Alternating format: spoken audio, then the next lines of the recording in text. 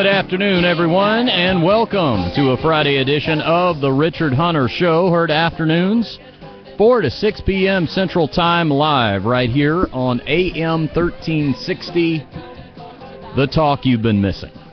I would be your host. Log on to richardhuntershow.com to pick up our live streaming video. These aren't my normal headphones here. You're such a diva. I know. I feel like I'm all out of sorts. Sorry about that. Pick up our live streaming video at richardhuntershow.com. That is where you will get the video, the podcast. If you'd like to subscribe to our podcast, each and every episode after its original airing is available for your downloading and listening pleasure, absolutely free of charge. You can also friend us via Facebook and MySpace and follow us on Twitter. All the links to do so are right there on the front page of richardhuntershow.com. Coming up at 4:30 today, we will be joined by Marky Ramone, one of the legendary Ramones, making his debut on the show. Really looking forward to this visit. We've never had a Ramone on. Sadly, we missed most of them. Yeah. We didn't have a radio show as most of the original Ramones were passing. But fortunately, we still have Marky, and he's going to be joining us at 4:30. Right before him, 4:20, Dax from... no, not Dax. We will be talking to TMZ.com, but Nina is going to be joining us. You remember her, of course, from 99 Luft Balloons. She's gone on to work at TMZ. Dax is on vacation hard interview for a couple of days because of the German accent. Yeah. Well, no, she doesn't speak English, right? No, the German... See, here's one thing about Euros. Generally, they are much better at English than we are their native language. You go over there, Turley, especially like in the Scandinavian area where the countries are close together, it's nothing to find a 10-year-old who speaks 4 different languages. They just do because they're running into... You live in Norway and you're running into people to the left and to the right of you all the time. Oh, this looks like trouble. Some sort of breaking situation going on the guest line. There was a look of serious concern and consternation on the face of one of our staff members, Josh Rollins. And Mike Turley is evaluating the situation as we speak.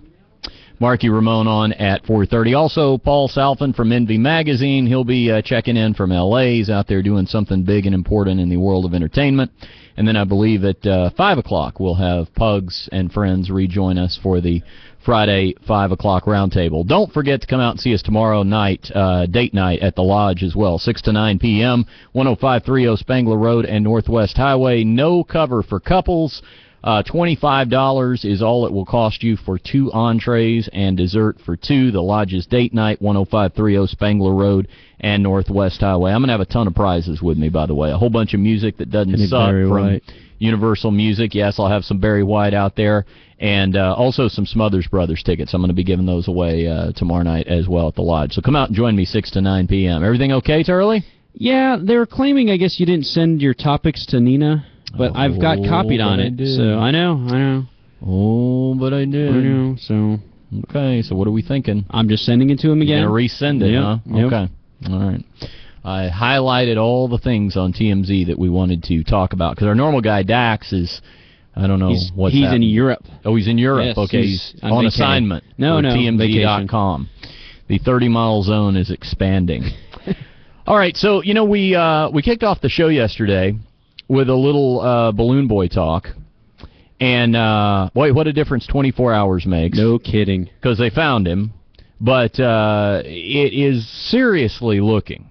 Look, if nothing else, didn't I tell you this family is weird? If nothing else. They're not homeschool weird, but they don't even have that to use as an excuse. No. I think it's almost worse that they're not, because with homeschooling comes all kinds of social maladjustment, and, you know, generally parents who think that, you know, their kids are being indoctrinated in the public school system. They don't even have that excuse. It would appear that... well, the kid was hiding in the attic. I think we had that right toward the end of yesterday's show. He had been found hiding in the attic. But last night, that's when all the interviews started happening. Larry King was out, so Wolf Blitzer was filling in for him, and they had that whole family on the Larry King show. And then they were doing some media this morning. I understand the kid vomited a couple of times. Did you hear about this? No. Apparently he vomited like Chuck Liddell style, live television. Just been drinking a little bit? All over Gary Cogill. Man. Well, it was a rough night. Yeah. But the real items of intrigue here are the fact that the kid Falcon may have let the cat out of the bag, to use an old person phrase, last night with Wolf Blitzer. Let's just listen. You may have already heard this audio. I don't know. It's been making the rounds. This is Wolf Blitzer asking the kid Falcon, the 6-year-old, what was behind the whole why go hide in the attic and all that. What were you up to, kid? And here's what he had to say, cut one. Did he hear anything? Did he hear you screaming out, Falcon, Falcon? He's asking Falcon, did you hear us calling your name at any time? You did? You did? Why didn't you come out? You guys said that we did this for the show. What you hear right after that is the dad go, oh, man. That wasn't on the script. You can't trust 6-year-olds with scripts. I guess not. And then a little bit later on, now, Wolf kind of let that one go. Mm-hmm. And we're not sure if he didn't hear what was said, if he just didn't want to probe, but somebody got on him so that by the end of the broadcast he was trying to follow up on it. This, I thought, was the more interesting part, is when the dad, Richard, is scrambling. Clearly, this sounds like scrambling, does it not, Turley? Yes. Okay, let's listen. Cut to Wolf Blitzer asks him, hey, let's go back to what Falcon said earlier in the program when he said you were doing all this for the show. What show are we talking about? Are we talking about a reality show pitch? What's the show? And here's Falcon's dad, Richard, scrambling for an answer and then deciding that he's appalled by the question. He said, we did this for the show, in explaining why he didn't come out of the attic. Yeah, let me interrupt this real quick because I think I can see the direction you guys are hedging on this. Because earlier, you had asked the police officers the questions. The media out front, we weren't even going to do this interview. And I'm kind of appalled after all of the feelings that I went through, up and down, that you guys are trying to suggest something else, okay? I'm really appalled because they said out in front that this would be the end and I wouldn't have to be bothered for the rest of the week with any shows or anything. So we said, okay, fine, we'll do this. So I'm kind of appalled that you guys would say something like that. You know, it's... Now, Turley, I normally defer to you on paternal matters. My father, of course, no longer with us. I have no children of my own. You understand when the dad's supposed to get appalled? I see it whenever a kid goes missing. You have to make sure that you are more outraged in the room than anyone else if there's any sort of parental impropriety. It's part of your code. Mm-hmm. But were your paternal instincts of appellation, or whatever the version of the word appalling is that I'm looking for, did any of that kick in instinctively when you hear Wolf Blitzer follow up on the question about why did Falcon say that you did it for the show? No. Interesting. Okay, No. See, I go to you on that because I was thinking, well, I wasn't thinking, oh, Wolf, come on, leave him alone. Right, No. okay, because I didn't get why he was appalled, but I thought maybe that's because I'm not in the club. No, you no, didn't no. either. No. Nothing kicked in. Okay. Wait, these people are wackos, aren't they? Yes. Aren't they wackos? We've got a couple cuts here. Yeah. Especially cut, let's say, 6. Okay. This is from that show Wife Swap. From Wife Swap, right. Which, by the way, this is so typical of what's wrong with reality television. I feel like I should give that disclaimer. I've never seen an episode of this show, and you know why? Because I found out before it debuted, they're not actually having sex with each other. It's incredibly misleading. Reality TV, it's never real enough, and it's never mean enough. Yeah. You know, I want human suffering. You want reality. I want realistic Yes. humans, not contrived human suffering. And yeah, it's anyway, it's not what it sounds like. But here is the Balloon Boys family was on a previous episode of this wife swap, and can you imagine the woman that had to move in with this crew? Well, listen, all they had to do, the cops, was play this clip and then realize what they were dealing with. All right, cut 6. Let's hear it. Returning for a second swap are the incredible storm-chasing Heenies of Colorado. Storm season is over, but the Heenies still live a life of adventure. Mom Mayumi is devoted to helping her fringe scientist and inventor husband Richard build a flying saucer and hunt for UFOs, as they hope to find evidence supporting their belief that all humans are descended from aliens. That's it, right there. Yeah. Okay? That's all you had to play, and you know what you're dealing with. Fringe scientists. Yes. Building a UFO to find aliens. That's a hell of a way to explain away your unemployed husband. He's a fringe Why is scientist. he always hanging around that? Well, he's a fringe scientist. Yeah. And I think my they wife work- says it about me. Oh, Yeah. he's kind of a producer in radio. Yeah. He's a fringe scientist, and they work mostly from home. Yeah. You got to listen to this 911 call too. Yeah. I haven't even heard this Yes. yet, so we'll all be hearing this This for is the from first time TMZ, by the together. way, too. Okay, thank you, TMZ. This is the Balloon Boys' frantic 911 call. Well, it's not him. It's the mother. Okay, it's he's not calling from the attic. This is the mother's frantic 911 call. Look at Eric Mark Carr plugging in those headphones. He loves wants to 911 hear calls. those too. Yeah. Yeah. What we'll do is, as per is the custom with Eric Mark Carr, we'll play the 911 call, and then we will judge him for us having played it. All right, let's listen. And so it was an experimental plane? Yeah, it's a flying saucer. It's a flying saucer. Yeah. And that's gone too, right? I'm sorry? How long is the flying saucer gone as well? Yeah, about 20 minutes, I think. They've both been missing for about 20 minutes? Yeah. Okay. Ma'am, does it have any kind of a tracking device or anything on it? No. No, nothing. Okay, is it electronical? I need to talk with the husband. I know it has a... Okay, I can't understand what you're saying, ma'am. Does he know how to work the flying saucer? Sorry? He's only, I think, calling somebody. He what? He's calling somebody. He's calling somebody? Yeah. Who's calling somebody? My husband. Okay, let me talk to him. Okay.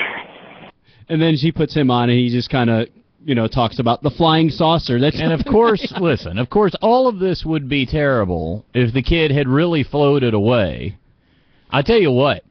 But in a flying saucer, okay, if you're a 911 operator and you get a call and somebody says their kid is up in a flying saucer, how are you not laughing? Well, because they hear all kinds of stuff all the time at that 911 call center. Trust me, I've heard stories. But of course, none of this was the case, and the kid is hiding out in the attic. Now, if you haven't seen, and this is more visual than anything else, but if you haven't seen the video yet of the thing floating away, and the dad says something like, "Is he in there? Is he up there?" Yeah. And then he kicks a can or something. That to me was the tell. Oh, gosh darn it! That's not what you do when your No. kid goes floating away. Confound it! You don't kick over the lawn chair or the styrofoam beer cooler. You freak out, Yes. sure. Not foiled again. So you're convinced this was all a hoax? I am. Of some Well, sort. yes, I am. But what I think is that they're so nuts that it's. I mean, to call it a hoax, I think underplays how weird this whole crew. Now, hey, what I said yesterday, Prime can't get these kids out of here. Prime target for removal from the. This is a great reason to take kids. But here's the problem. These kids like being there. We have a rap video or audio we could play. Shows how. Oh, you much fun. found the Yes. rap video? Yep, they made a rap video on YouTube. The pussification. It's what it's called. It is. I'm not kidding you. All right, this is the rap video that the kids have made. I found out about the rap video on YouTube because the father was being asked by one of those CNN correspondents about why these kids keep using the F word in their Beastie Boys style rap video. Pugs is here at the Pugs and Kelly Show. Have you heard this yet?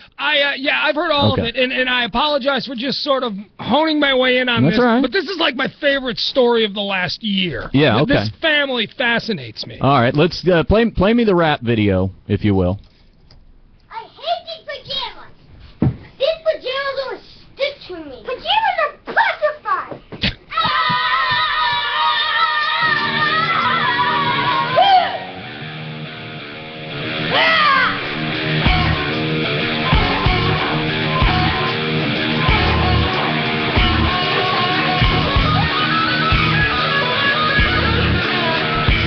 John Popper and Monica. Mm-hmm.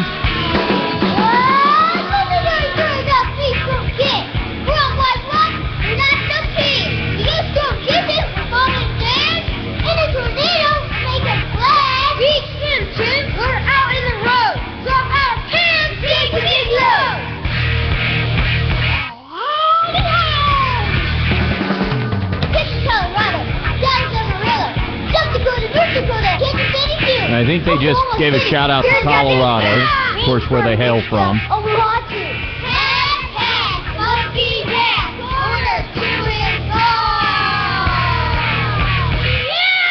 And there's a shot in there of this.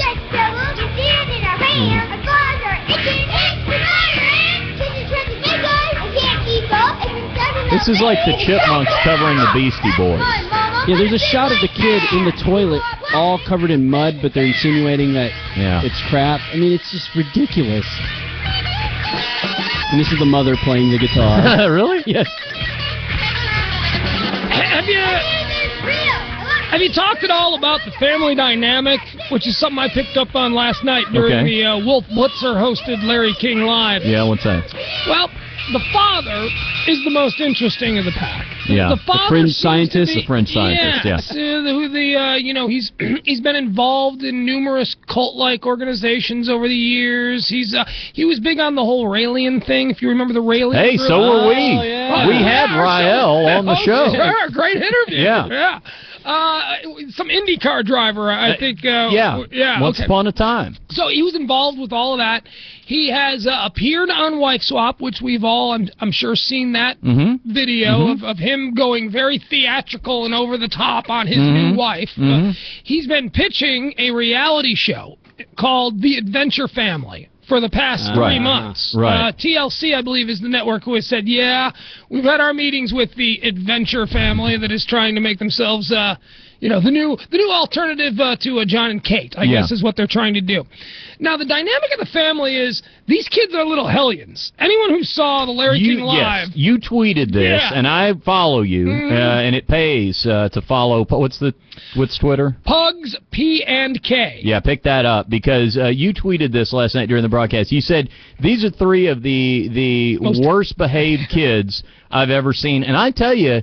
At the end of that interview, I had a feeling about them like I did a young Anna Paquin at the end of the piano. I wanted to tie her to that piano and throw the piano. I was thinking about how could we hitch these kids up to that balloon and let them take off. Well, the kids are poorly behaved on television, but I also wonder if that wasn't part of Dad's grand scheme to make a lasting impression on the American public as they watch this family. Could all be calculated. Yes. You're right. For more on that, hold on, Pugs, because we're going to check in with Nina Parker from TMZ.com, who's filling in for us while Dax Holt is on foreign assignment. Nina, welcome to the show. How are you? Hey, how are you guys? Thanks for coming on with us. Oh, no problem. Thank you for having me. Yeah, of course. This segues. You see Nina, of course, on TMZ TV and all over TMZ.com, your 24/7 tabloid news source for everything going on in and around the 30-mile zone of Hollywood, but from time to time beyond. And this segues perfectly into what we were just talking about, Nina, because you guys at TMZ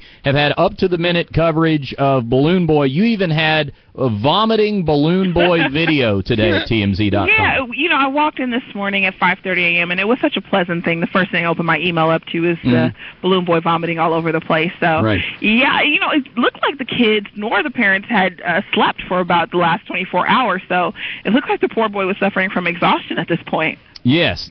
Now, what is the latest from the TMZ.com perspective on Balloon Boy, of course, everybody now seems to be focused on the idea that the dad, the fringe scientist, might have orchestrated a hoax in hopes of increasing interest in the reality show that he was pitching.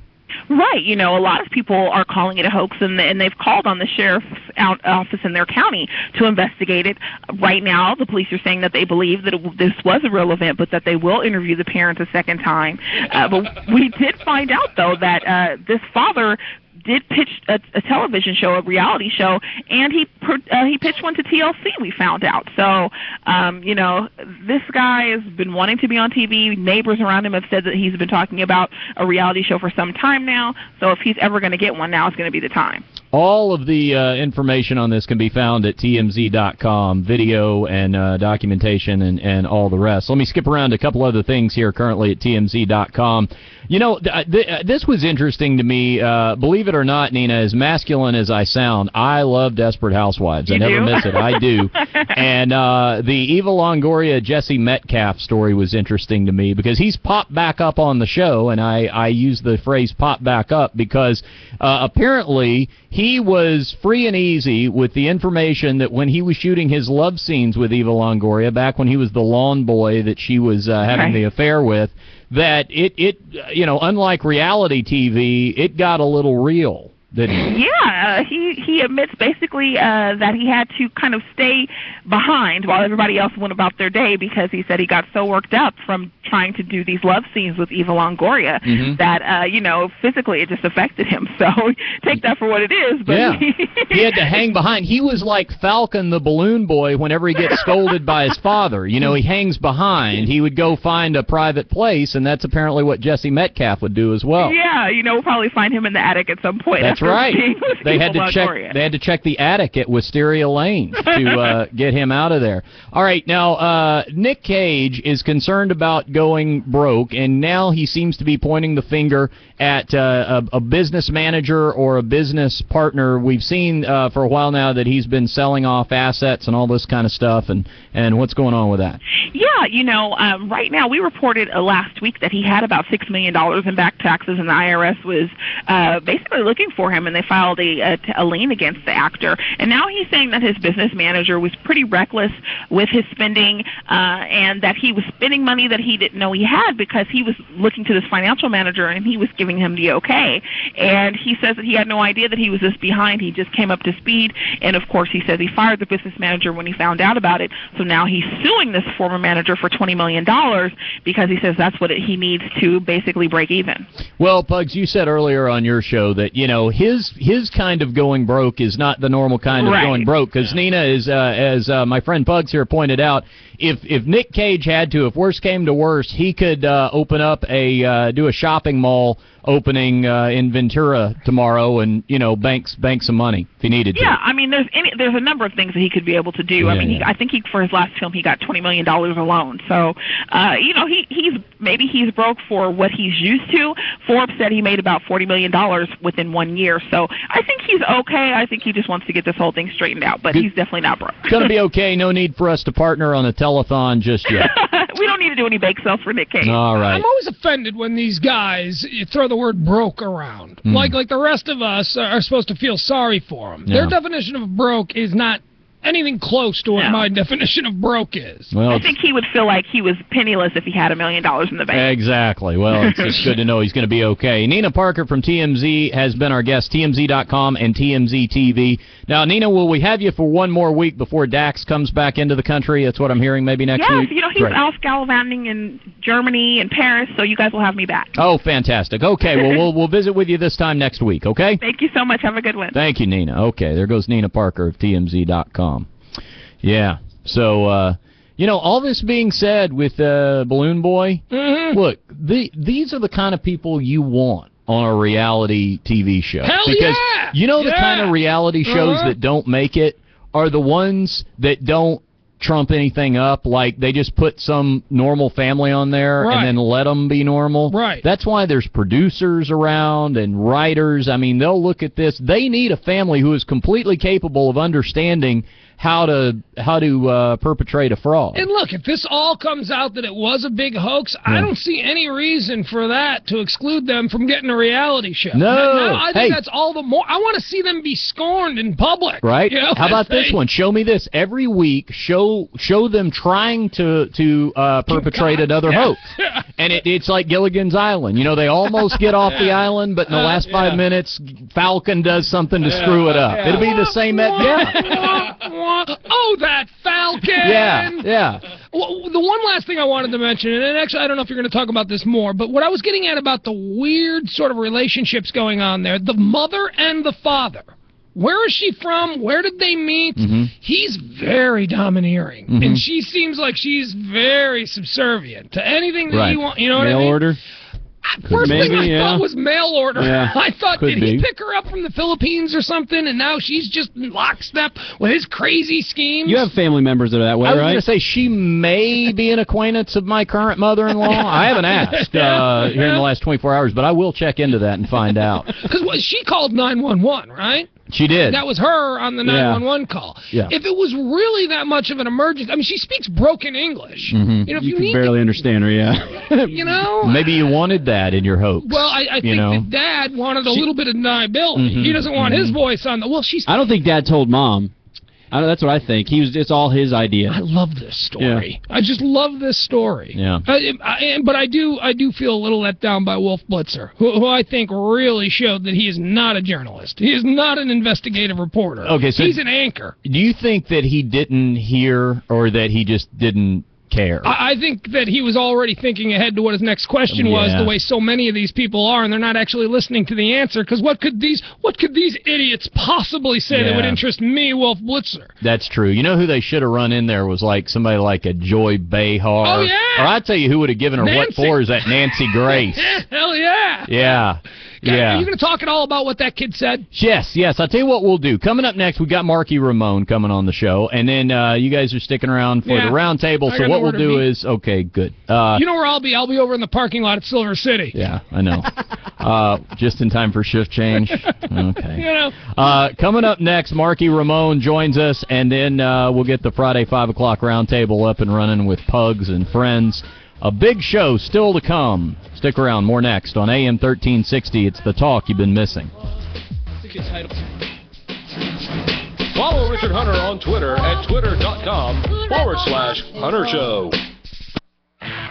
Hey Metroplex, it's Vince Farrar, General Manager of Toyota of Irving, and I want to invite you in to take advantage of some great offers. It's Toyota's Buy a New Toyota Now event. We have some awesome reasons why you should buy a new Toyota now. Toyota of Irving's been serving the Dallas-Fort Worth area for over 40 years, and we're still family-owned. We have a Toyota-certified body shop, and our service department is second to none. And right now, today, you can see the 2010 third-generation Prius, and man, let me tell you, this car is fantastic. And here's 3 big reasons to get a new Camry today. Camry gets 26 miles per gallon city and 32 miles per gallon highway, and you can lease an 09 Camry for only $199 per month, or get $2,000 cash back, or $3.9 for 60 months. And if it's a late model pre-owned that's in your future, then shop here first with certified Corollas, Camrys, Tacomas, and Tundras, and most with low one-owner miles. So hurry in for best selection. Call us at 1-800-SAVE-NOW. Check us on the web at toyotaofirving.com, or stop in and see us at 183 between MacArthur and Story Road.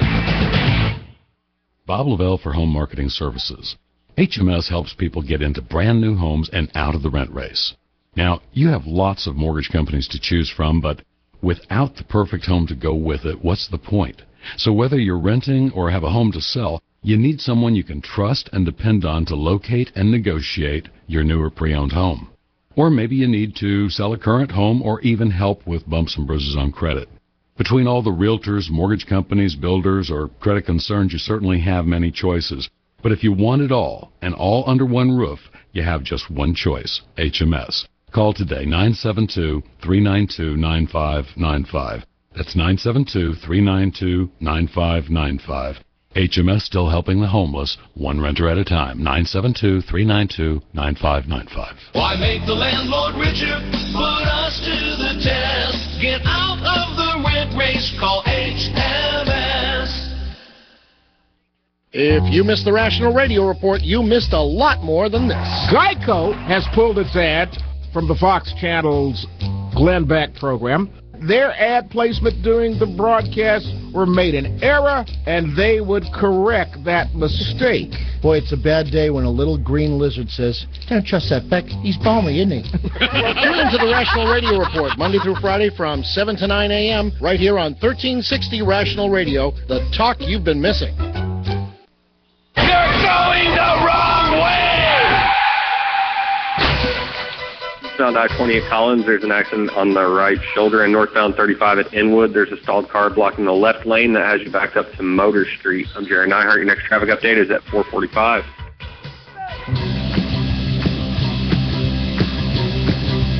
Hey, if he doesn't get a rise out of you, you just might be dead.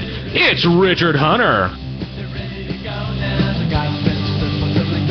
We have had a few Rock and Roll Hall of Famers on the show from time to time, and let me introduce you to another one. Joining us on the guest line right now from the legendary Ramones, it's Marky Ramone. Marky, welcome to the show, man. How are you? Hey, thanks a lot. How are you? Well, I'm great, and it's a real privilege to have you on. Marky Ramone's Blitzkrieg is on tour. A couple of shows coming up on basically either side of the country. One in San Jose coming up on October 24th at the Santa Clara Fairgrounds, and another in Mount Pleasant, Michigan at the Soaring Eagle Casino on Halloween night. All the details on the shows are at MarkyRamone.com or MySpace.com/Marky Ramone.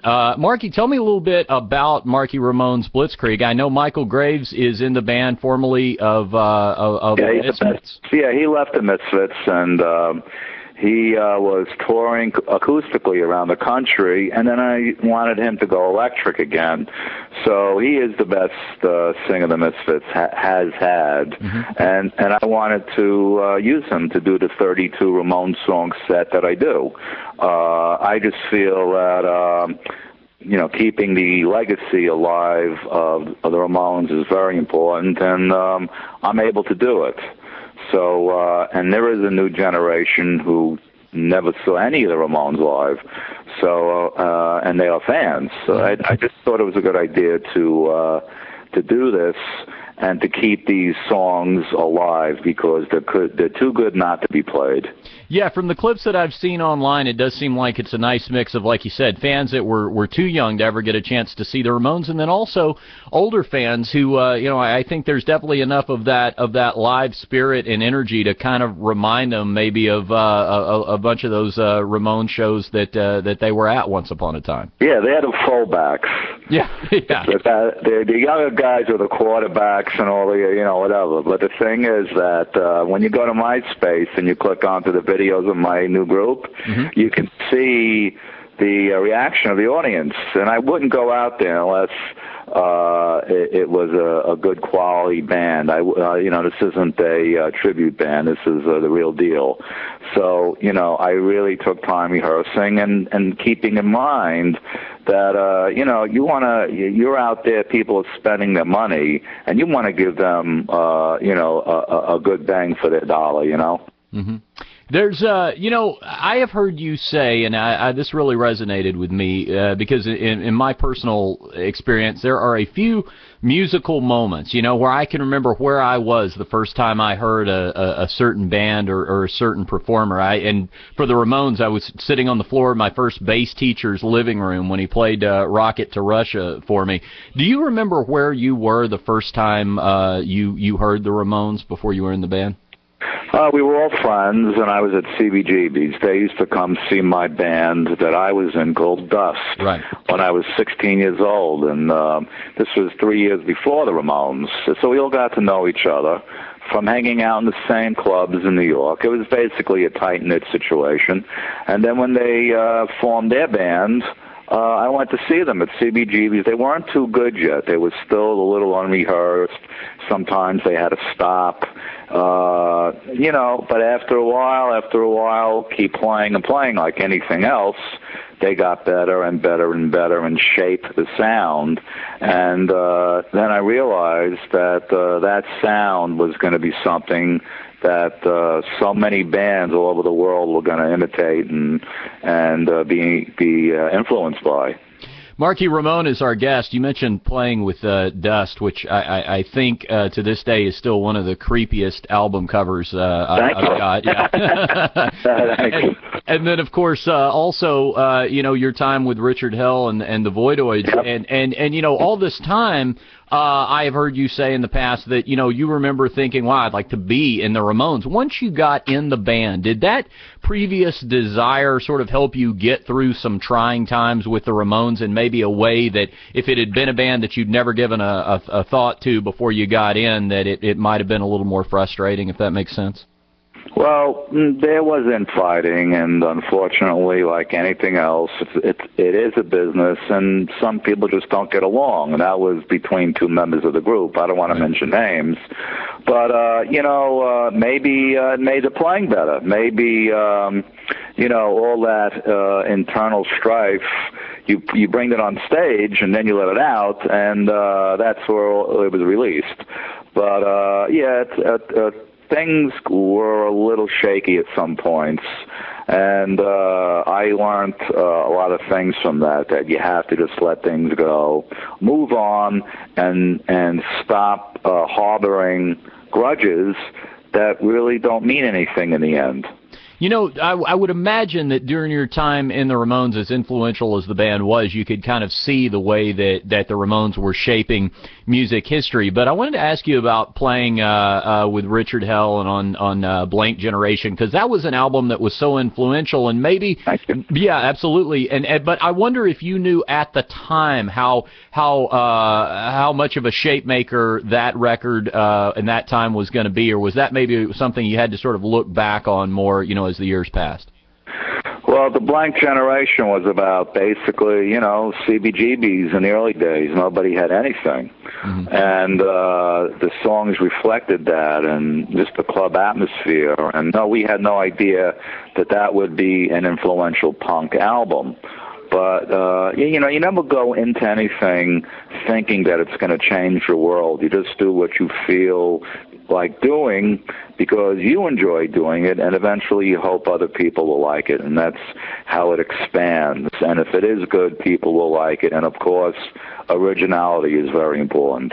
Marky Ramone is our guest. Marky Ramone's Blitzkrieg, performing a couple of shows this month in San Jose, California on October 24th, and Halloween. With Michael Graves on vocals. With Michael Graves, formerly of the Misfits, of course, right. October 24th in San Jose, and then Halloween night in Mount Pleasant, Michigan. Details at markyramone.com or myspace.com/Marky Ramone. You coming from those bands that we just talked about, by contrast, Dee Dee Ramone, who's always really fascinated me as in terms of his role in the Ramones, was at the time kind of running with some of the Heartbreakers, which was kind of a place that you had come from. Did you see him being drawn away from the band at times and toward those guys, maybe because of drug dependency and things like that?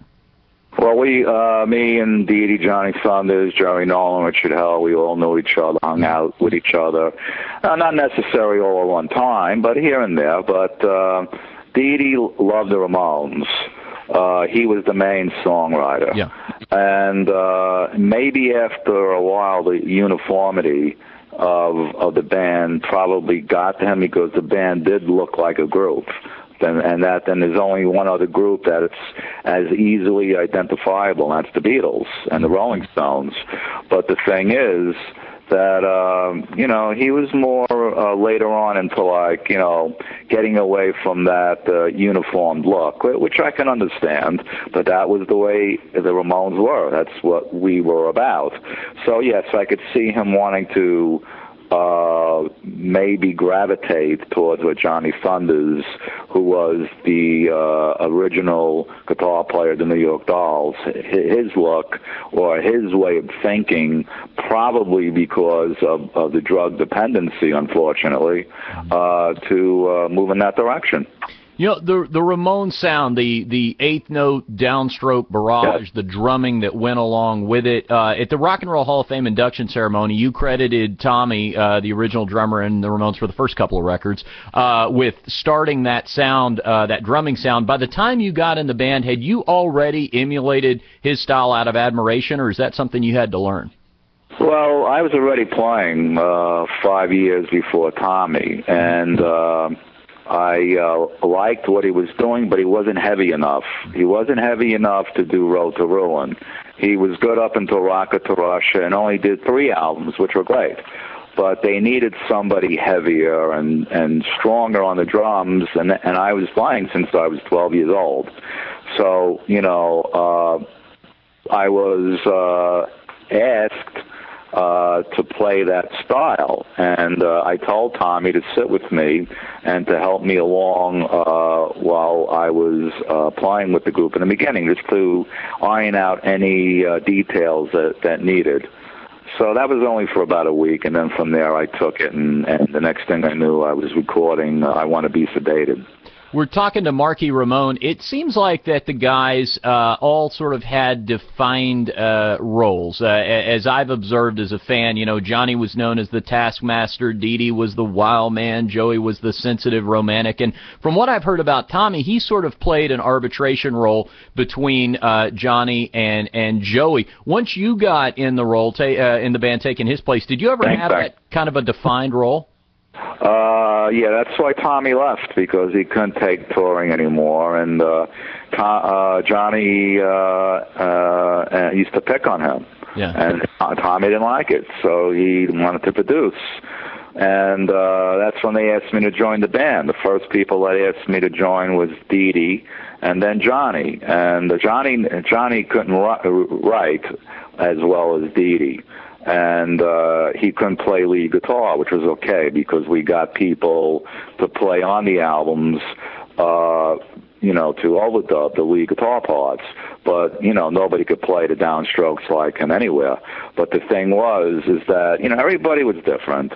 Everyone had their own role. Yes, I was in the middle a lot of times between the bickering between Johnny and Joey because some girl. And, you know, and that caused a lot of friction. So, you know, you're there to throw in some humor. Like if we were in the van and we never used the tour bus, you know, it would be silent. And then, you know, somebody would say something funny and everybody would laugh, and that somebody would be me. So, you know, there's always somebody that at least should try to attempt to throw in humor in situations that can be pretty negative, you know. Yeah.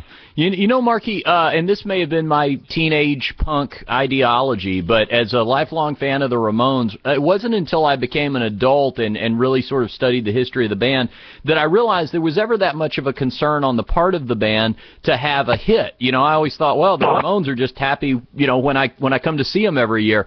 Internally, how much of a goal and a concern and a disappointment was that at times with the band, that even though you had this, you know, massive following and you were so influential, that, you know, the Ramones were never known as across the board big time record sellers? Well, at the time we were competing with the status quo. I mean, there were bands that were already around for 10, 15 years from the San Francisco area, from the Los Angeles area. You had these stadium bands, and disco was big, and they really didn't want to give punk rock a chance, mainly because of the English situation, where a lot of the punk bands there were wearing Nazi stickers, and, you know, they were putting, you know, all this negative stuff in the press about everything. And it turned a lot of people off in America. I mean, who wants to see a guy in a band wearing a Nazi sticker? Right. So, of course, they related it to punk, and so punk got a bad name, and we got a lot of resistance. But as time went on, the United States caught up to us and the world, and we started playing to really big places. But, you know, I like playing places where you're close to people, and I like playing big places. And I think that's what happened like the last 2 or 3 years. We should have continued to play the smaller places and the huge places. Yeah. You know, speaking of pursuit of hits and record sales and that sort of thing, at one point, of course, Phil Spector was brought in to produce End of the Century. When the news came out some years later that there had been that shooting at his place, was there anybody less surprised than you guys? I mean, it sounds like you had a pretty scary front row seat to some of his eccentric behaviors. Yeah, I was. Yeah. Because he never pulled a gun on us in the studio. He might have pulled something out, a gun, maybe some other time when they met him. But when I was there in the studio, never did that. And Dee Dee exaggerated that point because he didn't get along with Phil. He did it John. Me and Joey did. And the guy was very... he worked slow. The Ramones worked fast. So there was a conflict there. So right away there was this animosity because of the working relationship. But Phil was great. I understood why he worked the way he did. He was trying to get a sound. And it's true, the guitar chord in the beginning of Rock Hall High School took at least 100 times to play because there was something he was listening for that nobody else in the studio knew what he was looking for, and he found it. So, on what Johnny Ramone said about that one guitar chord, he was wrong.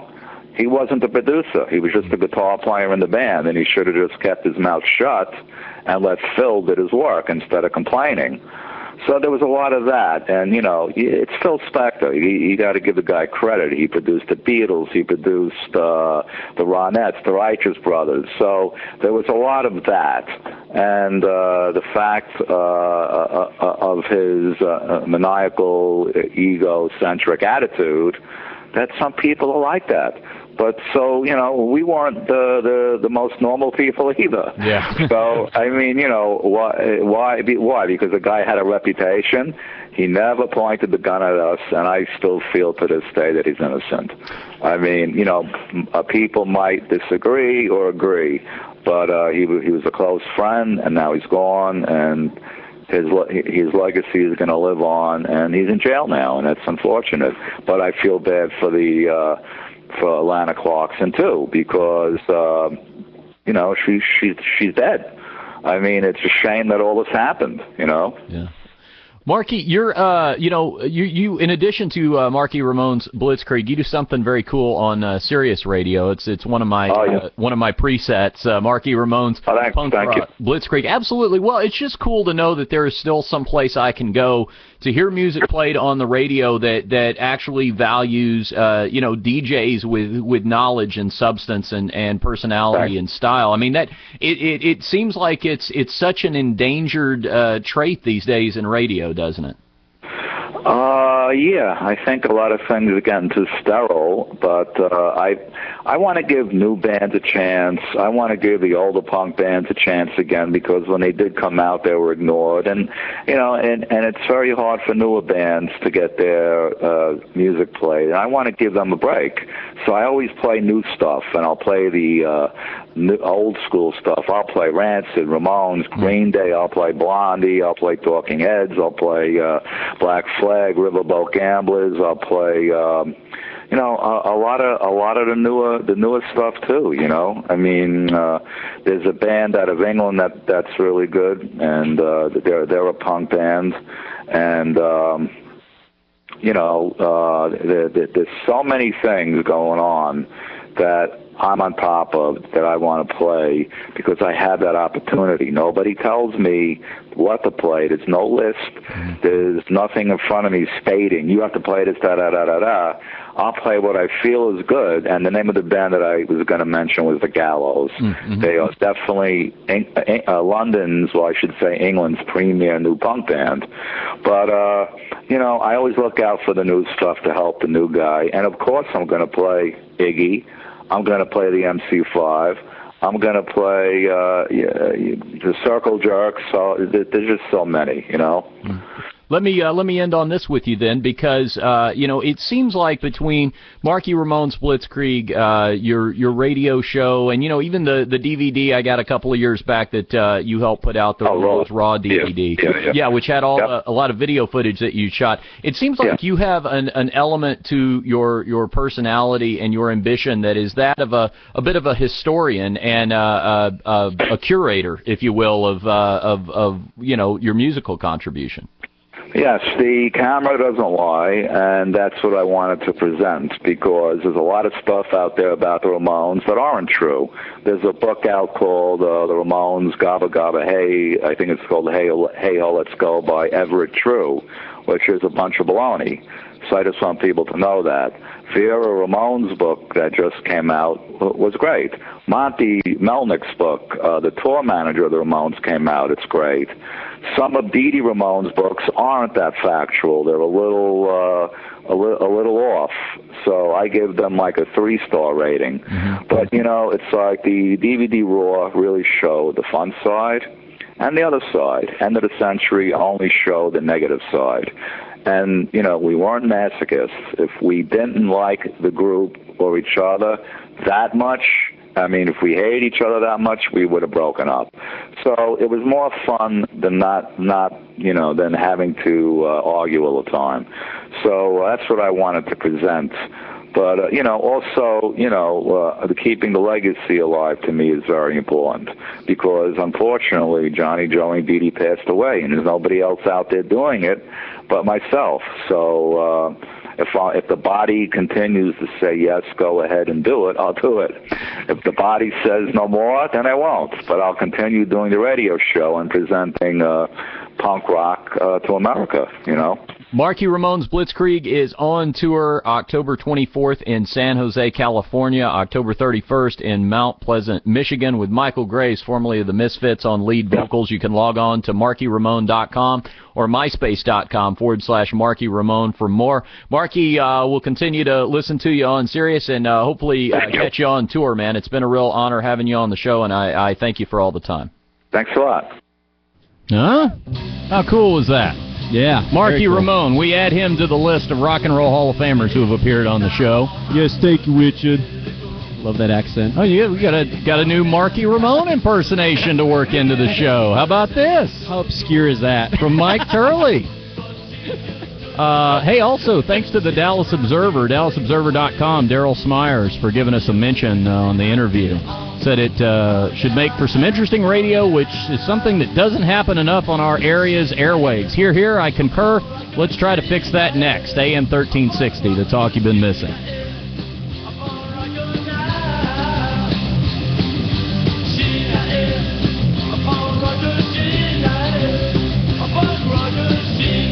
Reach out to your pocket, grab hold of that cell phone. Call the Richard Hunter Show at 214-631-1360.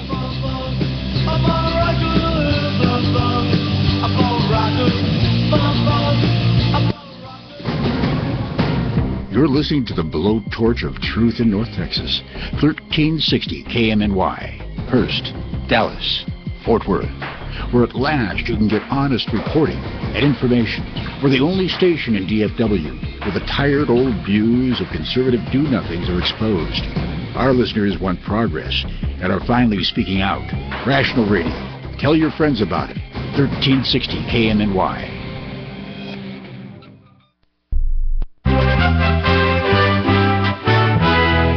IRN USA Radio News, I'm Hope Duggar. The federal budget deficit has surged to an all-time high of $1.42 trillion. This as the recession caused tax revenues to plunge while the government was spending massive amounts to stabilize the financial system and jumpstart the economy. The 2009 imbalance more than tripled last year's record. 6 hedge fund managers are under arrest, including one of the nation's wealthiest men, in a hedge fund insider trading case. Prosecutors say it generated more than $25 million in illegal profits and that it should serve as a wake-up call for Wall Street. Disappointing results from General Electric and Bank of America led stocks downward today. At the closing bell, the Dow was down nearly 74 points to 99.89, and the Nasdaq fell 17 points to 21.56. The S&P 500 was lower by nearly 9.5 points to 10.87. Oil prices rose 95 cents to $78.53 a barrel. This is IRN USA Radio News.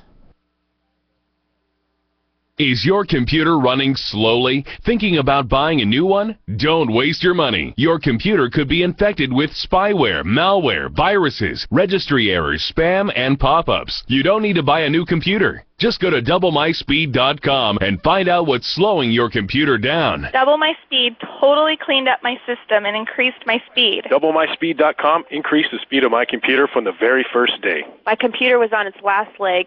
Now it's like new again. Get your free diagnosis at DoubleMySpeed.com and keep your computer running fast. Your free diagnosis at DoubleMySpeed.com is easy and fast. It's the best you could ask for. Outstanding, and my computer is running faster than ever. Find out what is slowing down your computer with a free diagnosis at DoubleMySpeed.com. Don't waste your time with your slow computer. Get your free diagnosis now at DoubleMySpeed.com. That's DoubleMySpeed.com.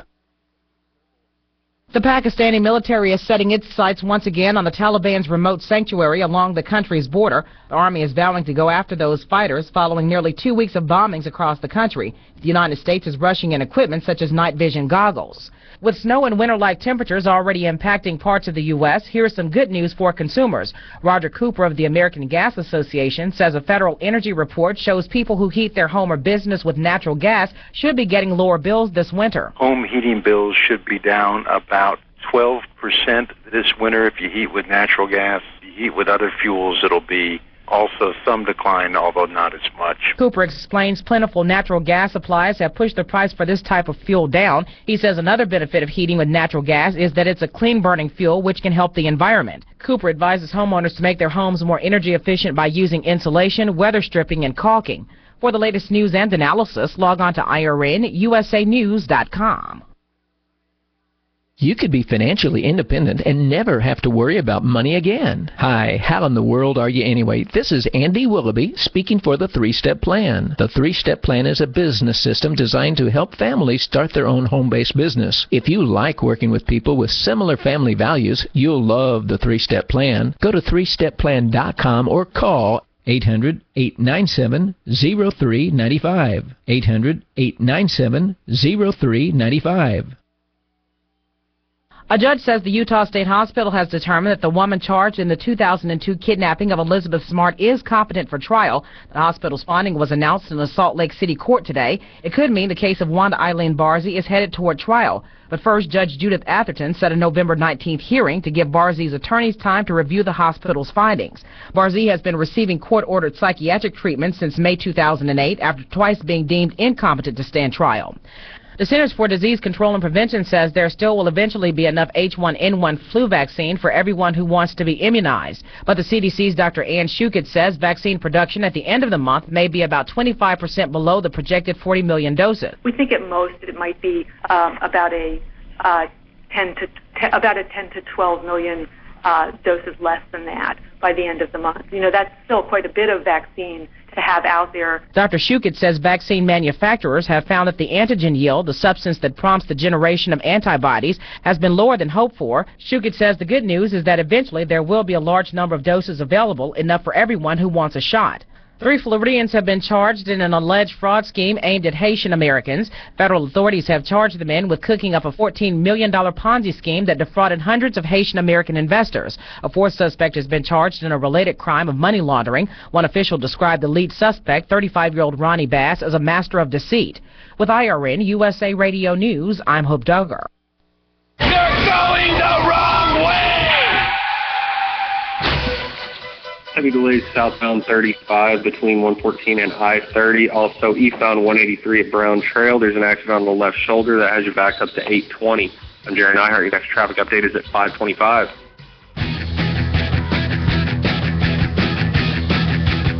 This is why I love my job so much, fellas. Turley getting topless. Welcome back to the Richard Hunter Show. Thank you, Strip Club DJ. Friday, 5 o'clock roundtable gets underway now.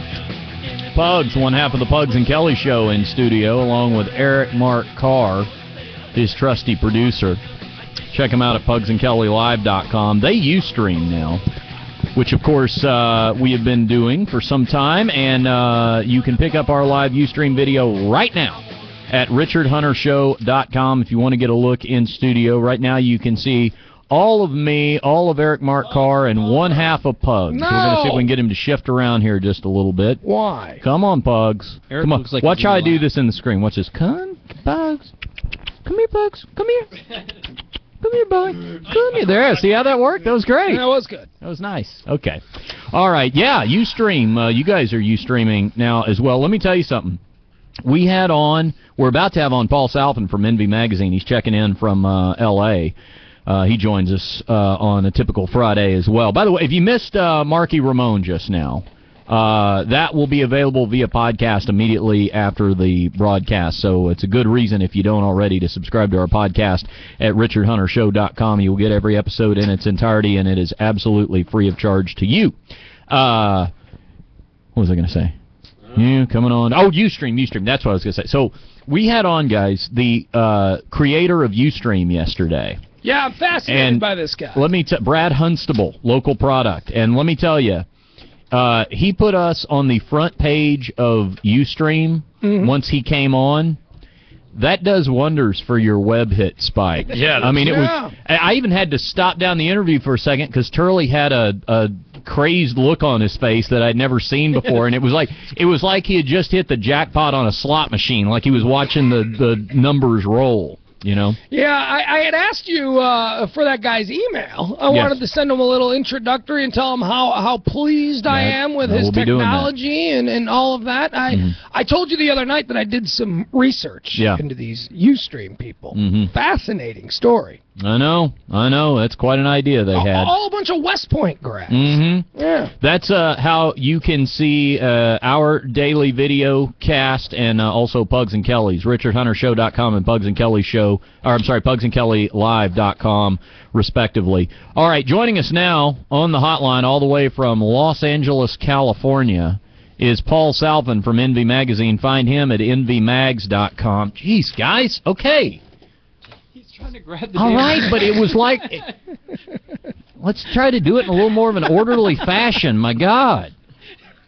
The Ethernet cable hanging right in my face for like 30 seconds. Paul? Yeah. So dad-like of you there. He's so easily distracted. You got to get back in studio and restore some order. What are you doing out there in L.A. this week? Well, actually, I'm just enjoying some downtime in Santa Monica. You know what that means. Okay. Well, what are you out there? What's the official assignment for Envy Magazine? Well, actually, we're going to be coming out here in March, so I'm looking into making some connections out here. Oh, you mean the magazine? Yes. Like being distributed out there? Right. We're not moving, but we're gonna expand. Expand the territory. Oh, that's great! Congratulations on that. Yeah, thank you. And so I'm just gonna spend the weekend in Santa Monica, just relaxing a little bit, I'll probably write about it. Okay, yeah. While you're at it, sure, why not? That's what you do. Turley was telling me that we have some new music to discuss. I notice, I don't enjoy Christmas music, but I notice that a lot of other people do. And why don't you enjoy Christmas music? Because, and I'm talking about like the traditional songs. What the hell's wrong with you? Because they don't make any new ones. This is all the same stuff over and over and over again. Really? Yeah. And this is your favorite band? Well, we have quite a new release this week. Well, tell me about it. You've heard this? Yeah. Well, yeah. I actually know. I'm going to be listening to it with you for the first time, but I've heard about it. So its reputation precedes it. Tell me what you got. Well, what it is Bob Dylan's new Christmas album, Christmas in the Heart, and it's well, I guess depending on how you feel about Christmas music, I know you don't like Christmas music. It's very kind of traditional Christmas music, but a voice that sounds like it's been through the ringer. I do love. See, the thing is, the best vocalist, but now you really.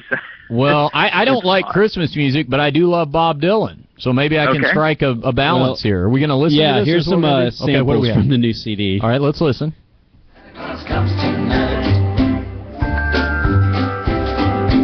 Here comes Santa Claus. Here comes Santa Claus. Down Santa Claus Lane. He doesn't care if you're rich or poor. Oh, he loves you just the same. Santa knows that we're God's children. That makes everything right. What? Fill your hearts with Christmas cheer. The Santa Claus comes to you. All right, pause it. All right, you know what? Pause it. We'll play some more. What this sounds like to me so far, this sounds like somebody had tape rolling in Bob Dylan's car while he was singing along with the radio. You know, like when you sing along with the radio and you just sing like every third line? Play it, start it from the top again, and just imagine Bob Dylan in his car. He's not fully committed. No, he's not fully committed. What he is, he's waiting in line. There's a bottleneck in the mall parking lot to get out onto the freeway, and he's just finished some holiday shopping. Let's hear it again.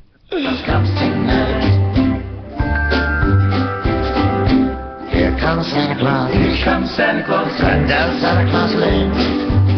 He doesn't care if you're rich or poor. For he loves you. Santa Claus and we're God's children. That makes everything right. Tapping his fingers on the steering wheel. He turns it down because there's a call coming in on his Bluetooth. Oh, here's the slow one. Do you hear what I hear? Ringing through the sky, shepherd boy. Do you hear what I hear? A song, high above the tree with the voice as big as the sea. It's blue, crying. What he says at the beginning there. In Bethlehem,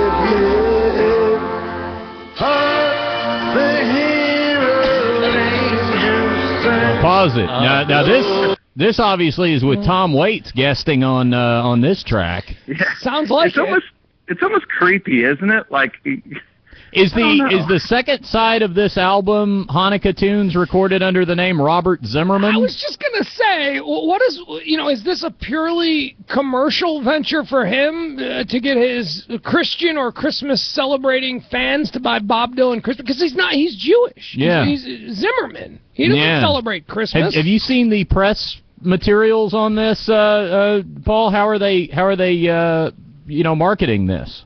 I have no idea, actually. I haven't really seen anything other than... This isn't even a record. You were in the car with Bob Dylan. You started rolling your dictaphone. That's what happened here. Yeah, actually, that would make more sense, I think. Okay. I can't tell if he really loves Christmas or really hates it, and this is disdain for Christmas. That is just making fun of it. Yeah. That is interesting. I would play that music at my Christmas party. Yeah. Okay. You know what it reminds me of? Remember in Gremlins when the Gremlins got a hold of the Santa suits and the Christmas lights, and they start singing along with the Christmas carols? Yeah. All right. Well, so we don't know exactly how that's going to be available yet. It sounds like something you might buy off the television, doesn't it? Yeah. What are those? Well, right. it's out in stores, and it's on Amazon and iTunes and everything. So. All right. Hey, we were talking earlier. Paul Salfin from Envy Magazine joining us. He checks in with us weekly, and you can check him out at envymags.com. We were talking to the inventor of Ustream yesterday, Paul, on the show, and he was telling us that, and I didn't see when it was coming up, but there's going to be a Flaming Lips concert. It was yesterday. Oh, they already had it. Yeah. Oh, I'm sorry I missed that. Well, you know what? It's probably archived at Ustream.tv, and I see the Flaming Lips have a new album out. They do. And it's been a little bit of a wait, but it's definitely worth it. I mean, if you're a Flaming Lips fan, this one is kind of what you've been waiting for. So it's pretty exciting to hear it. It's Wayne Coyne and company doing their best. Little magic out of Oklahoma. When is the last time? The last time we saw them was we had Modest Yahoo on the show. And we were broadcasting live from his show. Wasn't that the double bill he did with the Flaming Lips? That's right, yeah. That's what it was, yeah. Yep, okay, I remember that. Very nice. All right, so new Flaming Lips album, getting the thumbs up from Paul Salfin, it sounds like. What about any movies we need to look out for this weekend? Hey, by the way, Whip It was fantastic. Have you seen this Whip It? Oh, yeah. Did you enjoy it? I loved it. Yeah, I thought it was a whole lot of fun. I thought Drew Barrymore did a great job with it for her first time directing. Yeah, you know what? I loved it so much I ordered me a Striper T-shirt. I did. The To Hell with the Devil tour era. Surprised you didn't already have one. No, wouldn't you think? You would think. Yeah, that was nice. So what about any movies this weekend we should look out for? Yeah, this weekend, one of the big ones is starring Gerard Butler and Jamie Foxx, called Law Abiding Citizen. Okay, the premise of this looked interesting. I've seen the previews. Go ahead. Yeah, and basically, Gerard Butler's family is killed, and Jamie Foxx is part of the defense team that gets the killer off, and 10 years later, Gerard Butler one by one takes him out. Mm-hmm. In a pretty complicated but kind of interesting revenge plot. Boy, I can't say I haven't had the same fantasy in the form of revenge against various mid-level managers in radio. Well, then you'd appreciate it. All right. Well, that sounds like something. Did you like it? I mean, you successfully steered me away from that couples retreat, and I thank you for that. Oh, yeah. I was in line to see. I thought about you, Paul, because I was in line to see Whip It, and it was at the big Cineplex, and the people in front of me were going to see Couples Retreat, and it's like 2 minutes before it starts, and the girl that was running the box office gets on her two-way radio, and she's like, we've got 2 people for Couples Retreat. You could tell the projectionist, which meant that nobody up to that point was going to see it, and because 2 people showed up, they were going to have to go ahead and run it. Yeah, it's pretty amazing that now the word spreads very quickly. Mm-hmm. If something's kind of a bomb, Right. and with people sit there in the movies and some of the first showings, and they'll get on Twitter or Facebook or those kind of things. So now they used to worry about the press saying bad things about it, but it's pretty immediate if something's good or bad. All right. So keep an eye out for what was the Jamie Foxx? Yeah, Law-Abiding Citizen. Law-Abiding and Citizen for this week. It's a whole lot of fun, and I think this is actually going to be one of the roles that makes Gerard Butler kind of more of a household name. Of course, he's had kind of bigger movies like 300, but some people sort of can't place the name with the face until you explain who he is, and I think this will be one of those movies that helps him break out. He always makes me think of a guy that could sort of pick up wherever Russell Crowe left off when he sort of went away. He's the more stable Russell Crowe. Exactly. The more stable Russell Crowe. I put that in his bio. Okay. Hey, thank you, Paul. Paul Salfin from Envy Magazine checking in from L.A. Log on to envymags.com, and you can read Envy Magazine online or find it all around the Metroplex, soon to be appearing apparently out there on the West Coast, so that's exciting news. So we'll see you next week. Okay, Paul? Thank you guys so much. Have a good weekend. All right, see ya. Okay, bye-bye. He's got a cool job. He's got a cool... He's cool. Yeah, he is cool. That's a guy that he's just got a whole cool... he's crafted cool very well. You know what he looks like to me? He looks like Justin Foster's together older brother. Oh, yeah. Yeah. Yeah. Like Justin's the one that drifted, you know, but Paul... he's the favored son. Yeah, he's the guy that gets Justin Foster a little more coverage in Envy Magazine than might otherwise be appropriate if there wasn't some nepotism going on. But not the cover. No. Justin Foster gets the cover of Addison That's magazine. right, Addison.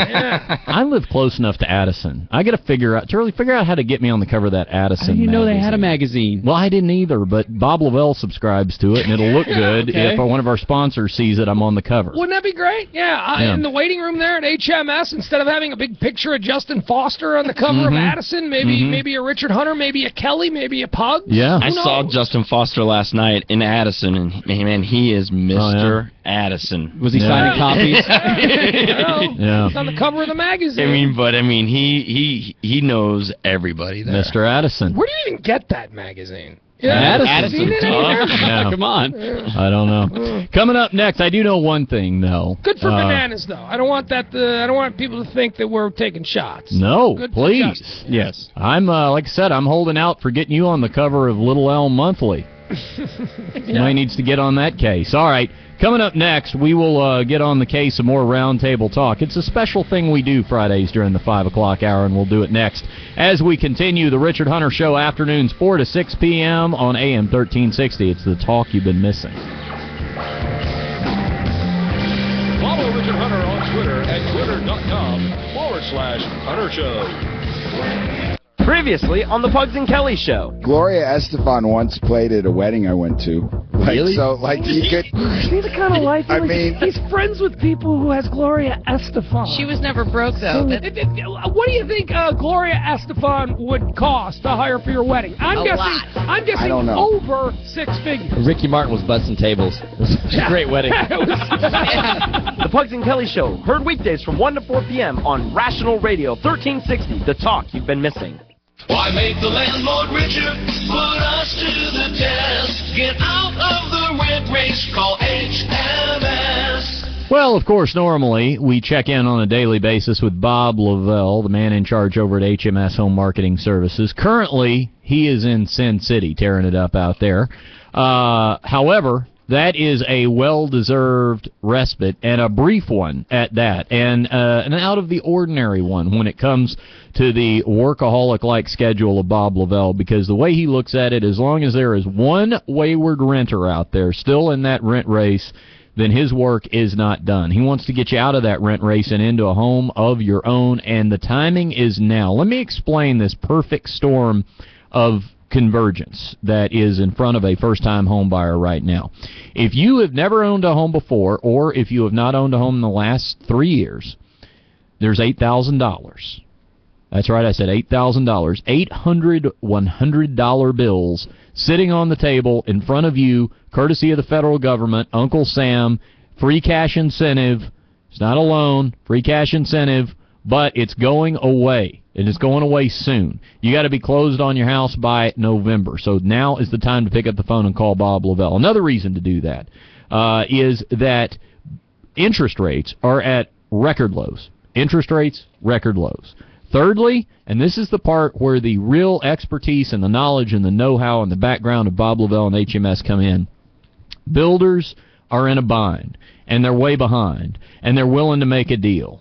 And they see Bob Lavelle up on top of that hickory stump, and they're interested in that golden fiddle that he's got in his hands, and they want to make a deal. Did I do the Charlie Daniels analogy from start to finish exactly right? I'm not sure, but Bob Lavelle will pick it right up from there if you call him at 972-392-9595. That's 972-392-9595. I can't do the whole song in a minute. Or you can email them directly at bob@blessyourheart.com. But those builders, they're in a bind, and Bob Lavelle knows how to get you the best deal possible. Things like stainless steel appliances and granite countertops and all the rest of that. The time is now, people. You got to pick up the phone, call him. He and the capable staff at HMS, they'll take it from there. They'll do the rest. But you got to make that initial phone call. 972-392-9595. 972-392-9595. And please tell them Richard Hunter sent you. Why make the landlord richer? Put us to the test. Get out of the rent race. Call HMS. Imagine a family that was almost fed by neighbors who almost volunteered to help them out. Almost volunteered to give them their first hot meal in weeks. Almost volunteered. But as anyone knows, when it comes to giving, almost doesn't count. Don't almost give. Give. Give of your time, your money, your kindness.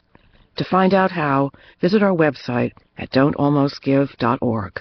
This message brought to you by the Ad Council. Down, down, down, down, down. There's a reason. You know, if you log on to ToyotaofIrving.com right now, all you people that are in front of a computer, maybe streaming our live video webcast at RichardHunterShow.com, just open you up a new window and log on to ToyotaofIrving.com, and you are going to be virtually transported right there to the dealership at 183 and Story Road, conveniently located from anywhere in the Metroplex area, just down the road from Old Texas Stadium. It's where I got my Toyota of Irving Prius that I so love. You can get online there, and you can peruse the entire online inventory, but there's more. They have internet-only specials, okay? So it's great. You want to stop in. They're open until 9 o'clock tonight or until the last customer leaves. But if you want to get a look ahead, go online to ToyotaofIrving.com and check out their internet specials. Also, as you're scrolling down, right there in the bottom right-hand corner, there is an icon. that says Drive a Clean Machine. What they're talking about there is the Clean Air Texas program. You heard all about Cash for Clunkers. This picked up for Texans basically where Cash for Clunkers left off, and in some ways it is an even more versatile program for you. To find out if you qualify and how much you qualify for, you can do it all not only without having to leave the comfort of your home or your office, but even without having to get up out of your chair that you're sitting in right now. Just type in ToyotaofIrving.com, log on, and find out what all the excitement is about. If you want to call, maybe you're not in front of your computer, maybe you're in the car, then all you got to do is call 1-800-SAVE-NOW, 1-800-SAVE-NOW, and there will be somebody standing by to take your call to tell you all about Clean Air Texas. They will tell you all about the 0% financing deals that are going on right now on a variety of Toyota models. I'm telling you, there is every reason in the world right now to get in touch somehow, some way with Toyota of Irving, whether it's 1-800-SAVE-NOW and a phone call, whether it's logging on to ToyotaofIrving.com or just stopping by, as I always say. Unlike the way we feel about it at my house, Toyota of Irving does not mind unannounced company. Just stop by 183 and Story Road. They will be happy to see you. Check in with Toyota of Irving on all those fantastic deals and tell them Richard Hunter sent you. Profile America, Friday, October 16th. Even in a world of Dacron, rayon, polyester, and other artificial fibers, cotton remains a major player. Today and tomorrow, Lee County, South Carolina is holding its 33rd annual Harvest Festival for King Cotton, long a mainstay of the local economy. Cultivated throughout history, cotton is still known as a wonder fiber for its versatility. Almost all the crop is grown in 17 states, with Texas the largest producer. The U.S. harvests 19 million bales of cotton a year, third behind China and India. To understand how much cotton is in a bale, more than 1,200 T-shirts can be made from a single bale. You can find these and more facts about American agriculture from the U.S. Census Bureau online at census.gov.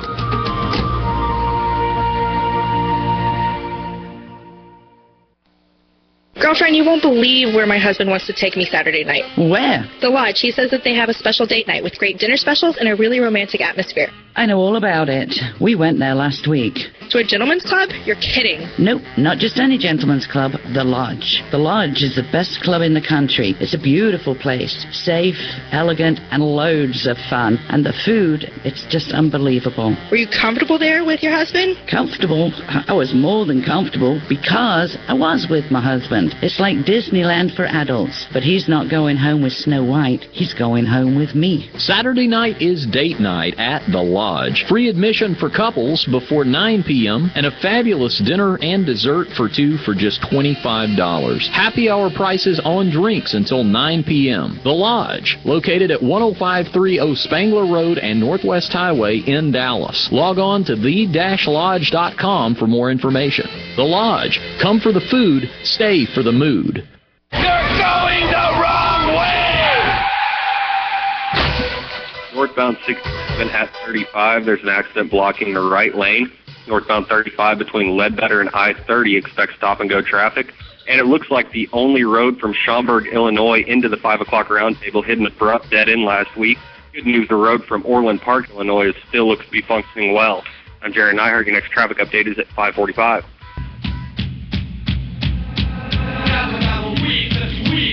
Soak it in, guys. Loving every inch of that beautiful body. It's Richard Hunter. Log on to RichardHunterShow.com. Pick up live streaming video right now, real time, of our Friday 5 o'clock roundtable that is underway. Myself, Richard Hunter, and Pugs, one half of the Pugs and Kelly Show. Eric Mark Carr is here, their trusty, capable producer. Kelly, of course, sitting out her 1 week suspension. Was that traffic for two? That was, should I be concerned that Jeremy is doing a little stalking? I'm sorry. Jaron the Anvil Nyhart, our traffic reporter. Because Kelly is, of course, from Schaumburg, Illinois, and I am, of course, from Orland Park, Illinois. Oh, okay. He seemed to have done a little research. Yeah, I don't know. Yeah. See, I didn't even know that stuff. Yeah, I know. You were looking at it like, what the hell is he talking about? And I'm looking at it like, oh, this is scary. Yeah. Well, that's interesting. Well, he follows the show, and he's up there in the eye in the sky, AM 1360 traffic copter. Isn't he in a balloon?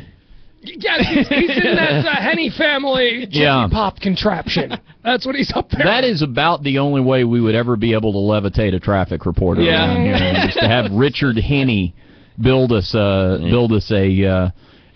device. You know what? Maybe we should contact him and ask him to do that, you know? Because at the end of the day, that device didn't work. Yeah, that true. device was never supposed to go above 50 feet. That was, that was a 7,000. low hover. Yeah, it went way up there. I mean, I think it was a pretty good test run, though. Well, no, it was never supposed to go that high. It's but I'm just saying, though. Altitudes. But it worked, sort of. It was moving at a clip. It didn't do what it was designed to do, which is stay at about 50 to 100 feet. It went to 7,000. So at the end of the day, if your goal was getting height, it worked, but that wasn't his goal. Our phone number is 214-631-1360, 214-631-1360, or toll-free nationwide, 800-277-1637, extension 703. We have been known to take calls on the Friday 5 o'clock roundtable from time to time, like this one. Hello, Dusty.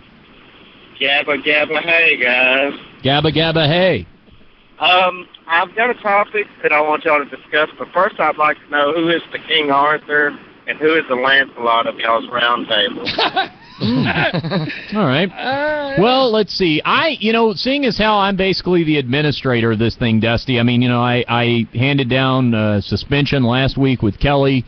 And yeah, right. And, I have to make some tough decisions. I can't be everybody's buddy all the time. When you have to run something like this, it's really kind of a balancing act. So if you guys don't mind, I'll go ahead and coronate myself as King Arthur. That's fine. I kind of like Eric as Lancelot. Just sort of a dashing... Yeah, extremely physically capable knight in shining armor. I don't know about that. Pugs, you're wearing the court jester hat, so I'll go ahead and put you in. Can I be D'Artagnan? Okay, good one. See, this is where I run out. I don't know if you can go any further than me, Dusty, but I could have given you King Arthur, Lancelot, and then I'm done. Well, D'Artagnan... I have a feeling if Pugs was Lancelot, it'd be more like Lancelot Link. Yeah, sure. Yeah, Lancelot Link. And D'Artagnan, by the way, was one of the Three Musketeers, not a Knight of the Round Table. Oh, okay. So, wow. Yeah. Thanks for clearing that up. To my topic. Yes. Can I be Sir Caradoc? No one knows what you're talking about. What are you talking? Knights of the Round Table. You gave me just enough time to Wikipedia Knights of the Round Table. Now he's going to come at us. Maybe I'll be Sir Bedivere. Sir Constantine? Sir Dagonet? Sir Constantine is one I could remember. All right, Dusty, your question? Sir Galahad! I never even brought that up. I'll be Sir Galahad. Me too. You know what? No, you be Sir Galahad, because that way we can have America as production value music. We can play underneath this conversation whenever it comes up. Okay, Dusty? Okay, how old is too old to have posters on your wall? I'll let you know when I get there. Good, because I'm 35, and a co-worker of mine made fun of me because I still have posters on my wall. Well, wait, is it like Heather Thomas? We talking like bikini? No, it's not like that. I've got a Blues Brothers poster. I've got the Kiss Destroyer poster. Oh. Nice. Is it framed? Yes, that's what I was going to ask. A few Simpsons, and then I had a Nine Inch Nails poster, but my wife took it down for Twilight. Let me ask you this, okay? All right, question one, are they framed? No. Okay. They're just like, so they're regular posters. Okay, where are they in the home? They're around in my bedroom walls. And you share your bedroom with your wife? Yes. Yeah, you're too old. You're too old for that stuff. I know if this was in your man cave. You guys have a black light lamp? Yeah. Yes, sir. We used to in our 20s, actually. Yeah. Does your living room have a nagel hanging over the black couch? What is a nagel? Is that that thing that drips oil? That was a mayor of New Orleans, I thought. Nobody knows what a nagel is? Now, let me ask you, because what you're describing is a lot like, that still is kind of the look of my office at home. I have a lot of that kind of stuff. Yeah, but it's framed, though. You don't just have posters. Yeah, if you can get them framed, that's... like tacks on Yeah, that's better, but... I don't have an office, so, that's really the only place to put them. But. Yeah, well, I'd say that's cool. I don't think that's a problem. We've got posters in our bedroom as well. Of course, they all have me on them. Poster, yeah. But that's all right, Dusty. All right, man. Well, I appreciate it. Hold your head high, Dusty. I don't want you to feel any shame over this. You go home and you take a look around your castle and you smile, okay? Okay, I appreciate it. Hey, y'all have a good weekend, guys. You too, Dusty. See you, man. Here, Richard, hold on. This is a Nagel. Patrick Nagel. Made famous by the Duran Oh, Duran yeah, of covers. course. So Now, remember in the 80s, everyone had Yeah. Nagel pictures? The Rio Duran that's Duran right. album cover? Totally, yeah. That's Nagel. Yeah, All now right. is that Patrick Nagel down there next to all those quality hair care products? Could either be Patrick or Patricia. Yeah. That's an androgynous figure. Interesting. You got to turn that for the internet, man. Google images. And by All the right. way, he's got like millions of pieces, but they all kind of look like that. Oh, okay. So that's a good depiction of Nagel. All right. Let's see here. John, you're next up on Live 105.3. What? Well, I did half of it, and I figured I'd just commit to it. All right? Well, I already got out the live. Did you do that? What am I going to do? Am I going to stop? See, lib talkers are always lying. Yeah, yeah. All right, John, you're on the bone. Oh, sorry. Hey, John. Mike Malloy was on earlier, as you know, earlier today, and he claims that he believes that Rush Limbaugh is a pedophile, and I disagree to some extent to the fact that I do think there's a lot of Because you tried to evidence. bang him when you were a kid and he didn't seem disinterested? You're running around playing in the sprinklers with Yeah, those what? tight shorts. What's your perspective here? He's being extremely specific, and I don't know how he could possibly know that. But I do think that there's an indication that Rush is gay, and I think I'm going to explain why I think this. Okay. This just isn't an opinion. I don't like the individual myself. I mean, I don't like Rush Limbaugh at all. Okay. And when I had heard that he had been arrested in the Dominican Republic, a light bulb went hold on. Wait, pause real quick, John. Now, to my recollection, he wasn't arrested in the Dominican Republic. He was returning from the Dominican Republic on a private jet. Detained at customs. Yeah, and it was because of a customs impropriety, right? Yeah. Okay, Right. but I know where you're going, John. I just want to be clear, so go ahead. Someone that likes girls and has $20 or $40 million doesn't go to the Dominican Republic to vacation. Now, the reason that I've got some insight into the Dominican Republic is my mom's hairdresser of 40 years goes there every 6 or 7 times a year. Mm-hmm. And it's well known amongst gay men that is a bastion of male prostitutes there, Okay. and they're and that is what it is, and in fact it's almost a respected occupation. I know that sounds weird, but you can be a heterosexual man and use that to make extra money. Well, here's what I know about that area. I know that there are things like that go on, both underage and of legal age, where prostitution is concerned. I have to apologize. I missed this portion of the Pugs and Kelly show today, which is why I am so thankful I subscribe to the Pugs and Kelly podcast via pugsandkellylive.com.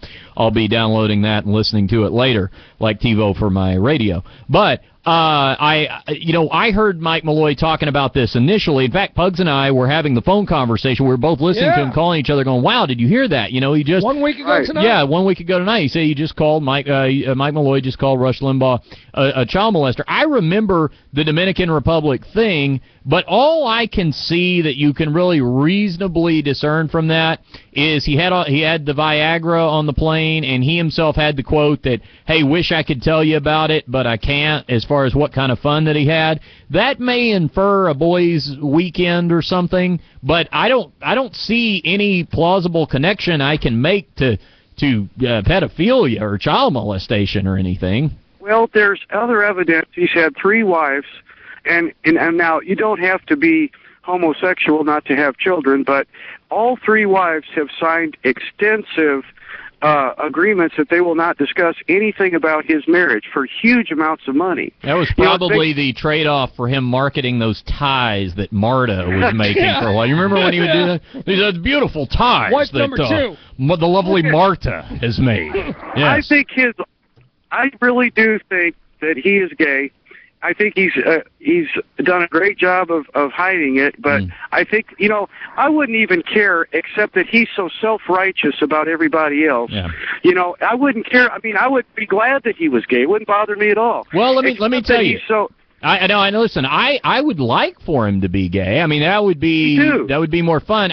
I'm rooting for him to be gay, and at least one of the two of Turley or Pugs' kids I'm just for show value. Well, it'd just be better for the show. Equal opportunity. Not going to be a problem. Right? Yeah. Well, that's what I'm saying. It won't be a problem at all. So it'll be, of course. Why do you think that would be funny for you? Yeah. I didn't say funny. I just think it will be interesting. I think what it will do is it will enhance the general perspective of our broadcasting experience. If your kid, you're sexualizing children right now. No, not at all, Eric. See, that's where you're misreading my intention. What I'm saying is, just think about this, Eric. How much fun would it be? You watch The Riches, that youngest kid, they had the barrettes in his hair and everything, and he's doing the colors for people all the time. I just think it'd be really cool if Pugs or Turley's kid, a couple of years, ends up doing that for us. Yeah. That's all I'm saying. That's good. I'm sorry, John, I interrupted you. Well, there's a person on the internet that seems to have devoted his life to doing research on Rush Limbaugh's early years. Okay. And he's got dates, times, people's names. He states that Rush is gay, that he can name several of his boyfriends, that he never dated in college. Well, he didn't finish college, but the short time that he was there, he didn't date. No one knows of him having a girlfriend. And these are people that knew him, as friends, not as. But I think I may have seen this same one, because one thing I did, in fact, I think we both did at Pugs. We ran home and we're like, because we were thinking. Scoured the internet. I mean, this is the way. I guess because of the jobs that we have, it would not occur to us to just kind of throw something out there like that, if you didn't know. So we thought, okay, we must be missing the biggest story ever. Well, you guys, it's all circumstantial evidence. I mean, that's all it is. Okay, but that's a pretty big, But who would have guessed Rock Hudson? I mean, I would have never guessed that. Okay, but I would never have guessed it because Rock Hudson was a dashing leading man. That's right. If Rush Limbaugh's gay, he's just a big old bear. How about Liberace? Who saw that one coming? Yeah, who saw that? Who saw that? Yeah. All right. Well. Hey, thanks for hearing me out. But I think Mike is on the right track. Okay. All right. Thank you, John. I really do. That guy is well educated. He's well prepared. I listen to him a lot in the evenings, and he really does. He's got a lot of facts about a lot of things. It's amazing, really. Right. Well, I tell you what, he had me captivated. Thank you, John. He had me captivated 1 week ago tonight, and I guarantee I'll be listening to him on the way home again this evening. Just a quick comment on that. That guy, John, nice guy, he called in with us, too, earlier, and we kind of moved along. About the whole being comfortable saying that Rush Limbaugh might be gay. That doesn't scare me nearly as much in 2009 as saying he's a child molester does. And here's my question. We just came off the big gay weekend where President Obama, he attended the Human Rights Campaign I don't know dinner. About your weekend. Well, I think you followed the stories as well as I did. We have moved we've made a lot of progress in the way that we think, in the way that we discuss people's sexual orientations. Do you think we're at a point now where simply asking or wondering if someone is gay and then saying, I think Rush Limbaugh is gay, are we at a point now where that wouldn't be libelous? You know what I mean? Would it be like saying... You think? Yes. I mean, because the idea is in the past that to say someone is gay is a negative thing. But societally, we've sort of come past that. I'll tell you, that's not necessarily a negative thing. Here's an interesting hypothetical.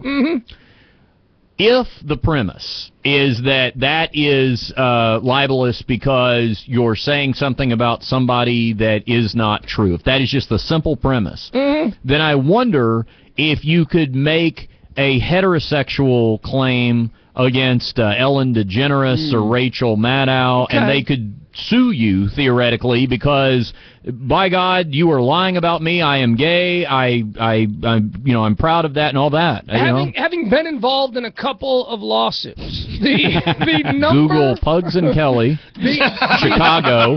The most important thing. Boy, I did that one night, and I didn't get off the computer for 3 hours. Oh yeah, good read, yeah, though, it isn't is. Man, you were able to find that like 7 years ago. Yeah, that's easy. At any rate, okay. All right.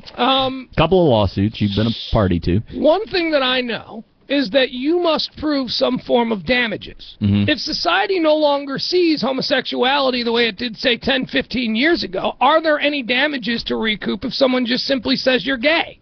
I mean, isn't it possible that the judge will go, yes, are you gay? No. And he said you were? Yeah. All right, so what?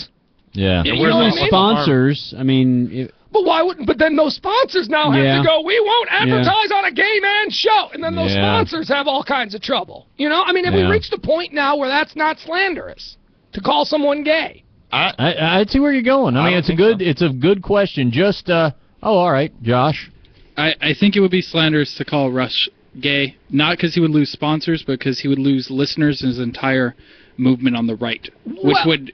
In fact, lose him sponsors. Your Honor, my entire fan base are a bunch of homophobes. Bigots, yeah. And they're tuning out by the hundreds. Okay, I want to hear that argument in court. I want to hear Rush Limbaugh's defense team calling his listenership a bunch of backwards bigots.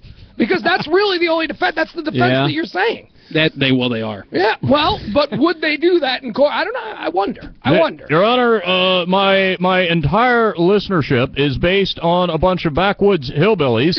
Yeah. And the defendant in this case has maligned NASCAR. Yeah. Sure, that's trouble. I don't know, just something I thought about. That's a very good question. I say you start running with it, Pugs. Just start calling them gay. Yeah. Calling people gay? Yeah. Going, so what? Yeah. Okay, you're not. I was wrong. Big deal. Okay, I also called you a Bengals fan. Are you going to sue me for that? Listen, Charlie likes to torpedo people with bad advice. Here's what worries me about that. Is there are plenty of things, all this does is distract from the real dastardly deeds of Rush Limbaugh. Like, well, of course. Who needs to throw this in? Because I'll be honest, with listening to the show last week, the whole conversation was predicated on Rush Limbaugh wants to own the Rams, and should he, and was what he said racially offensive and all that. And it's what it does is it gives your opposition an excuse to totally dismiss you if you do that. You know what I'm saying? Yeah, of course. And maybe this is sort of a new way of doing. I was always upset. You take throughout history, if you were a bad dude, if you were a dude that history saw a Napoleon, a Hitler, any one of these people, the easiest way to discredit them posthumously, what do they always do? Well, he had a small penis. They always do that. Or they suggest that maybe he was gay, too. But they always go with the, Hitler's penis was the size of my thumbnail. They always Raging do that. Case of Syphilis. Yes. That was another one. Yes, exactly. They always sort of do that. Hey, Manuel. Yes, how are you? What's going on, man? Not much. I was listening earlier, and one of the callers said about Dominican Republic being a known place for gay prostitutes. Yeah. Well, I was born there and lived there most of my life, and my family's from there. That is not the case at all. They were. What kind of prostitutes can you get down there?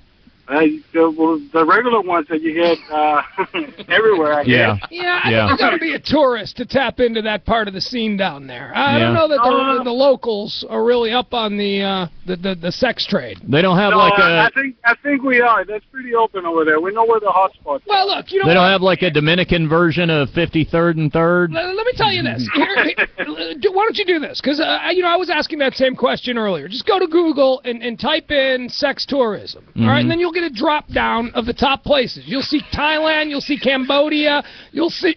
Well, I was doing this today for research. Sure.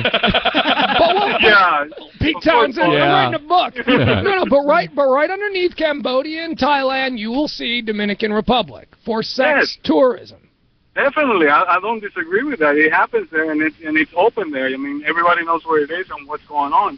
But what I say is Dominican Republic, it's a very mixed bunch of conservatism and liberalism at the same time.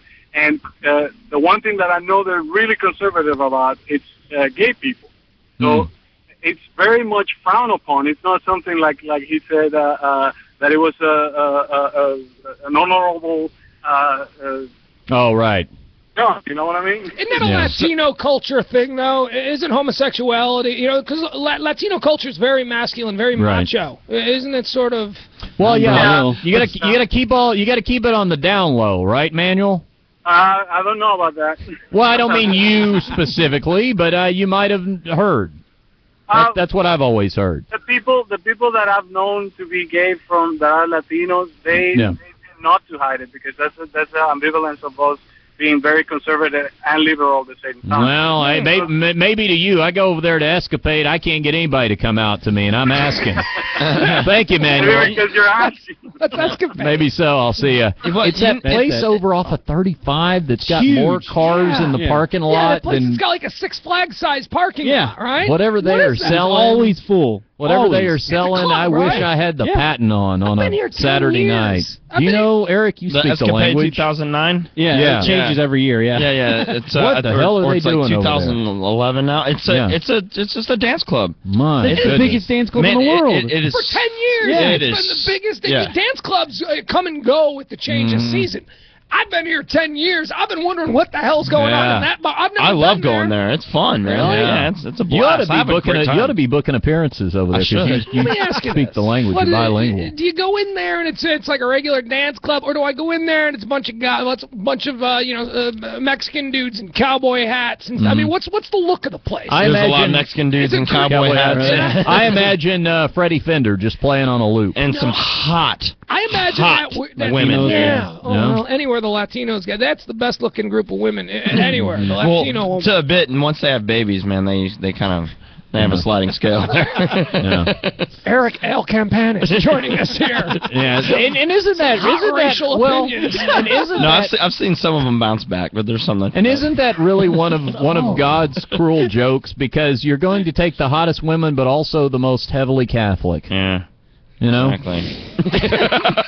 Well, I thought you were going to call him out for his bigoted statement about Mexican women not being able to bounce back after childbirth. I'm a fan flamer. Yeah, you decided to throw some gasoline on Catholicism to boot. Speaking of just the truth. Speaking of flamers, did you catch my 53rd and 3rd reference? I've just got Ramones on the brain. Turn this music up here. We did not get to asking Marky about this particular thing, but do you think that you have a close relationship with your bandmates when they can all sing a song about one of the band members' gay hustling days? This is a song about Dee Dee never getting picked to turn tricks. Right. Turn this up.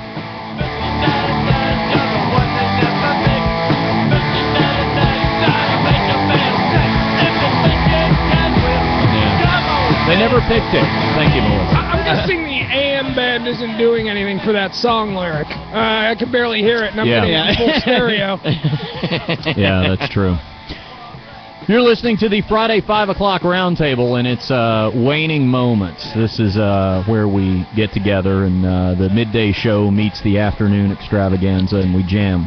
Question for you guys. Yeah. With that last caller that we just had, the Dominican Republican, Manuel. Dominican, he says that sex tourism is generally heterosexual in the Dominican. Doesn't that just show that Rush Limbaugh is probably heterosexual, and he was there just banging prostitutes? Well, look, let me just say something about sex tourism, okay? Because that's a nice way of sort of avoiding what it really is. You can get any kind of sex you want in just about any country as long as it's legal. The reason you go on tour is to get stuff that's not legal in your country, like sex with underage people. Gary. No, I disagree with that. I think people go to. In fact, I live with the guy that is actively investigating the best place to go for sex.